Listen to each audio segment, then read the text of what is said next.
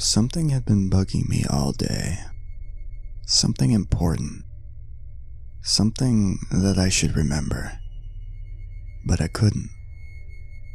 The more I tried to remember it, the more it eluded me. Typically, if traffic allows, I would be at the station by 7, topping up my thermo before anyone in my squad even pulled into the lot. Dorothy would be the only one there, punching out from her overnight rotation as soon as I sat down at my desk. But traffic today was hell, so I got there at 7:15, and Dorothy looked at me with a smirk, as if about to comment on my uncharacteristic time of arrival.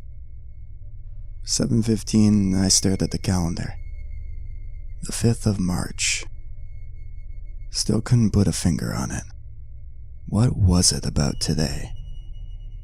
I searched the desk for clues, somewhere among the mounds of unorganized paperwork and general desktop clutter. My badge, picture of my wife, statements, court briefs. Click. I was supposed to be at the courthouse. How on earth did I forget that? I checked the time. Shit. 7:45. I was gonna be late. But better late than never. I rushed out of the building and into my cruiser. It's a 20-minute drive. I made it 10. 10:15. Coffee was cold. I took a gulp anyway. Lucky guy was off the hook. Entrapment. What a fucking joke. His buddies aren't gonna be as lucky, I assured myself. I walked to my cruiser and noticed cars on the road decelerating as they passed by. They always do. Except for that one guy in the black Camaro. He was going at least 15 over.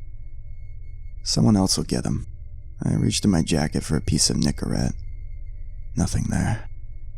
Click. I left him on the kitchen counter again. That'd be the second time this week. Rowley smokes. I'll get one off him. 2 o'clock. Rowley was still on patrol.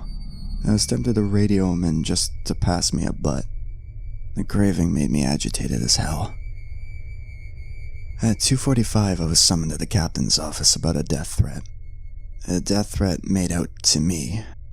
Apparently not taking a bribe from the cartel was a death penalty. I declined this offer for time off and agreed to stop overworking myself. 4:30. The station seemed quieter than usual today. Something seemed off. A weird vibe in the air. What's with John? Every time I caught him looking my way, he would shift away his glance. Was there something on my face? I ran a hand over my face to check. Click. I forgot to shave today. Fuck it. I was done in 30 minutes anyway. Couldn't wait for a hot shower. 5:20. Traffic was hell again. Raindrops drummed against the roof of my car. The windshield wipers were making that squeaking sound. An idiot just cut me off. Around 6:05, I pulled into my driveway. My wife's car wasn't there. She's usually home by this time. I stayed in the cruiser for another minute and looked over my shoulders to the left and to the right. Unsure what exactly I was looking for, just instincts at work, I guess. I stepped out of the car and walked to the curb. I saw a black car parked on the side of the road about half a block down. I couldn't tell the make and model. The pouring rain made it hard to see. If I had to guess, it looked like a Camaro. Like the one I saw speeding away at the courthouse this morning.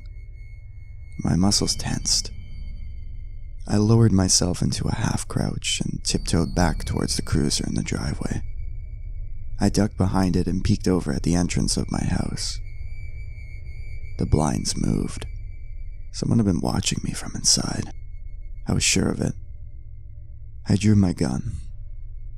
I went around the side to the back of the house, staying low as I tread in the shadow. I should call for backup, I thought. I instinctively grabbed at my belt where the radio usually hung. Click. Nothing there. I left it in the cruiser or at the station. But it wasn't the time to ponder about that. I took out the cell phone to call my partner instead. My thumb hovered over the screen. My wife came to mind. I decided to call her first. Made sure she was okay. I dialed her number. It rang. The phone was in the house, but nobody picked it up. Only 2 rings later, the call went to her voicemail. A heavy feeling weighed in my chest. The black car, the death threat, a feeling that bothered me all day. I pointed my gun straight in front of me and took 3 steps back.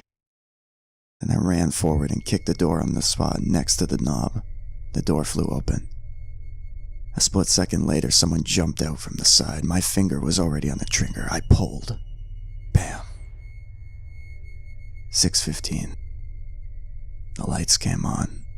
Dorothy screamed. Rowley slowly rose from behind the counter. The others came out of hiding. Their mouths were open, but no one said a thing.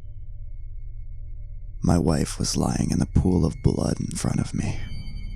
Click. It was my birthday.